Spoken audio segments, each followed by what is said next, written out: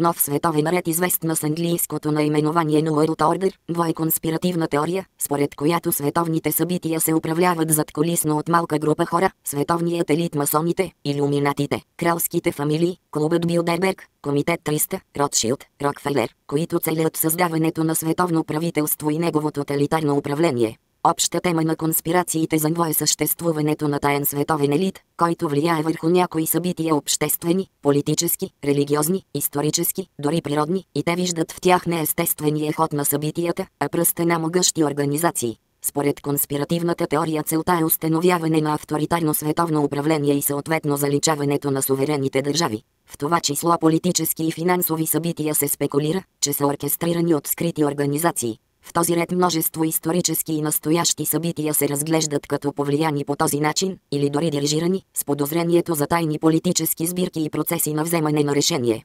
Пригответе се да чуете най-голямата конспирация, създавана някога. Готови ли сте? Започваме. Президентът Хари Труман и неговите висши военни се оказаха безпомощни. САЩ първи конструираха и използваха атомната бомба, която имаше потенциала да унищожи не само врага, но и цялата земя. Можем само да си представим изумлението на елита на САЩ, когато разбраха, че извънземен кораб, пилотиран от приличащи на насекоми същества с напълно несъвместима с нас култура, се е разбил в пустинята на щата Ню Мексико. Между януари 1947 година и декември 1952 година бяха регистрирани поне 16 катастрофирали извънземни кораби, 65 тела на загинали извънземни и един жив извънземен. От тези инциденти 13 станаха в границите на САЩ, включително и един кораб, който експлодира във въздуха без да оставя следи. От тези 13 един беше в Аризона, 11 в Ню Мексико, 1 в Невада. 3 станаха в други държави. От тях един в Норвегия и 2 в Мексико.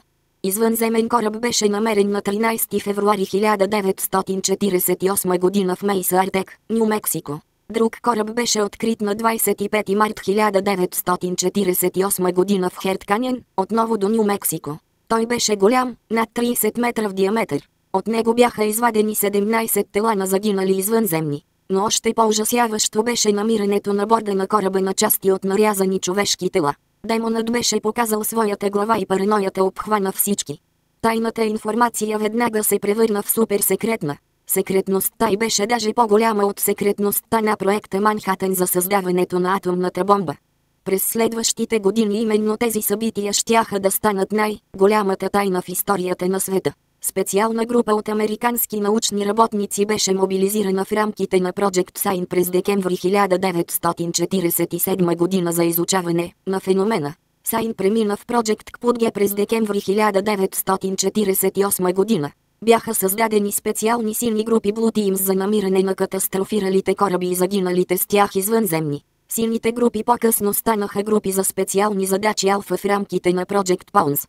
През тези начални години ВВС на САЩ и ЦРУ упражняваха пълен контрол над тайната на извънземните. Всъщност, ЦРУ беше създадено в началото като централна разузнавателна група Central Intelligence Group с единствената цел да работи по присъствието на извънземните. Чак по-късно беше създадено ЦРУ. Националният съвет за сигурност National Security цел беше създаден, за да наблюдава разузнавателната общност и по-специално поведението на извънземните.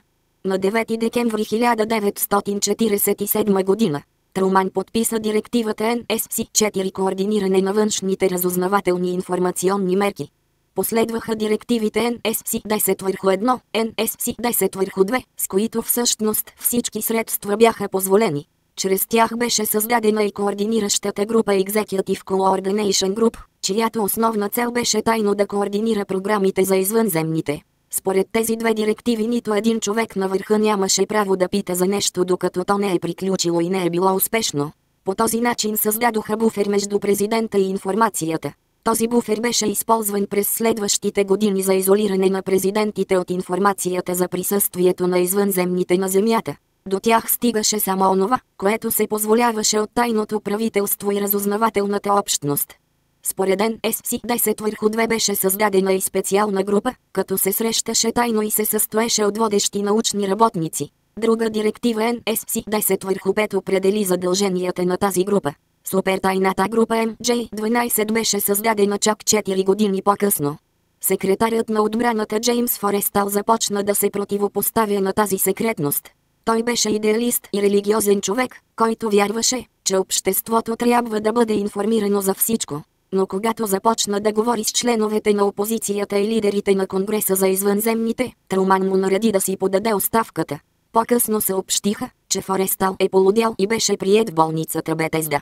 Но всъщност се страхуваха, че той ще почне да говори. Сутринта на 22 май 1949 година агенти на ЦРУ му завързаха единия край на чершафа около врата, другият на прозореца, и го изхвърлиха от стаята. Чершафът се скъса и той се разби на паважа. Форестал беше една от първите жертви на голямата измама. Споменатият заловен жив извънземен беше изваден от катастрофата в Разуел през 1949 г. и беше наречен Еве.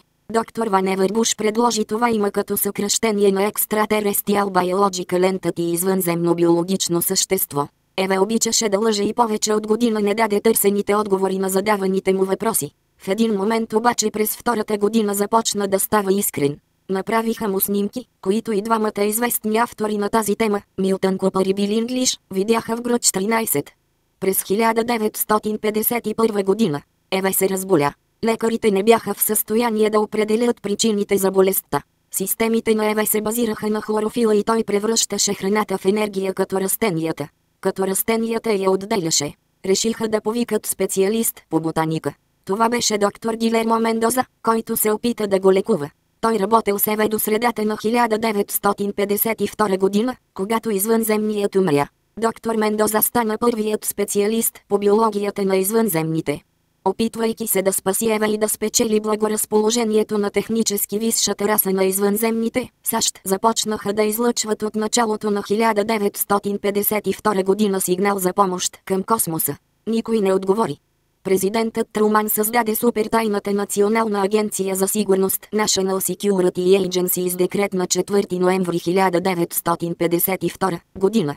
Началната й цел беше да прехваща и дешифрира комуникациите на извънземните и да установи диалог с тях. Втората цел на НСА беше мониторинга на всички комуникации и излъчвания навсякъде по света за събиране на шпионска информация и да пази тайната на присъствието на извънземните. Кодираната операция беше наречена Сигма. Тя беше успешна. Сигма поддържаше и връзките с базата Луна на Луната и с други секретни космически програми. Днес НСА извършва много други дейности и на практика е лидерът на шпионските агенции. Тя получава 75 на 100 от парите, предназначени за шпионските общности. Старата поговорка, че където отиват парите, там е и властта, е напълно вярна. Но основната цел на НСА продължава да е връзката с извънземните. Вярно е, че президентът Труман информираше всички съюзници на САЩ по онова време, включително СССР, за развитието на проблема с извънземните след катастрофата в Розуел. Това правеше в случай, че извънземните станат заплаха за човешката раса. Разработени бяха планове за защита на Земята срещу нападение. Голям проблем обаче беше запазването на тайната. Решено беше да бъде създадена външна група за координиране и контрол на международните усилия и за укриване на тайната.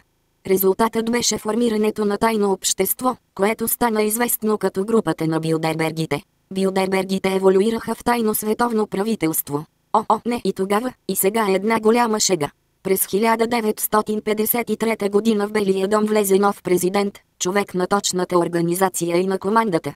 Това беше армейският генерал Дуайт Айзенхауер. През първата година на мандата му станаха най-малко още 10 катастрофи с чини, от които бяха извадени 26 мъртви и 4 живи извънземни. От 10-те 4 бяха намерени в Аризона, 2 в Тексас, 1 в Ню-Мексико, 1 в Луизиана, 1 в Монтана, 1 в ЮАР. Едновременно по цялата земя хиляди хора наблюдаваха извънземни кораби. Айзенхауер знаеше, че трябва да се пребори с проблема с извънземните. Знаеше също, че това няма да стане, ако разкрие тайната пред Конгреса.